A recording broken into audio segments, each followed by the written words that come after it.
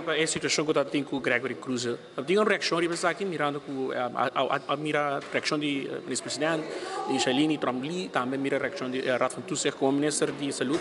Tem alguma reação de tema aqui? Bom, me quero botar conosco full ainda. A gente é recorrido dentro do hospital conjuntamente conosco. Junto conosco tem o senhor Cruzei, junto conosco tem o senhor Vroegop. E me quero estar no seu lugar para apontar o senhor Vroegop, que é voorzitter da Raad van Bestuur. Que está a decisão que nós tomamos, o hospital está uma fundação.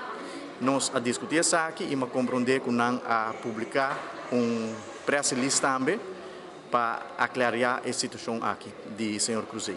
E o Banda não tem nenhum toque para o qual está nombrado em board de ATA e Aeroportos Authority?